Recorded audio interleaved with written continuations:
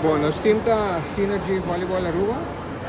Está aqui temos A-Class, o sali campeão de Aruba IT de 2025. E nós estamos indo trip para Hulanda. Um trip de orientação para nós pares jogador que está claro para ir to next level. Dus nós estamos topo com Eredivisie team de Hulanda.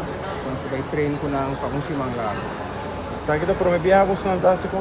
Sì, salita promebia, ma ne po immaginavo Hulanda está un poco leo, costa na euro, un poco costoso, per mi dico visto na sahaya basta pari aiuto di compagnia non privata, tambe di ministro di turismo, po support idea aqui, e tambe manem ko hoping en privata, compagnia na, tambe familiares na, utinga pagapanayud, dus nasa harul to po junto, para nos proyectar el fondo para nuestro país. Bueno, también tengo un campeonato aquí, pero working on este focus de parte internacional también. O sea, para una vez el team está campeón, nosotros para jugando hockey ball, entonces nos 5 puntos más juega para fuera de Aruba. O sea, es la única manera de desarrollar, competir, vira mijo. O sea, lo que queda competir en Aruba, lógicamente, cuando sigue adelante. Entonces, lo cual se necesita la curva de hasi, abre camino. De jogador não vai jogar mais internacional. Não está exatamente 10 jogadores e 3 diretivos, coach, pero 10 jogadores vai ainda. Nós temos 3 cabos que estão aí, que vai conversar, portanto, estudar, portanto, que tu vai parte do time, portanto, join nos amanhã para nos vai competência, training que vai estar na huizen.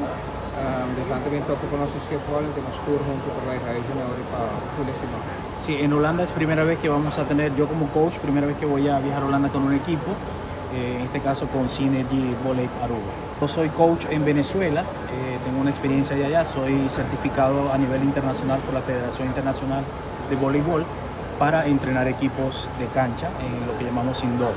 Bueno, nosotros tenemos un proyecto de Synergy aproximadamente desde febrero y sí hemos visto una evolución muy buena en los jugadores que han subido su nivel de juego.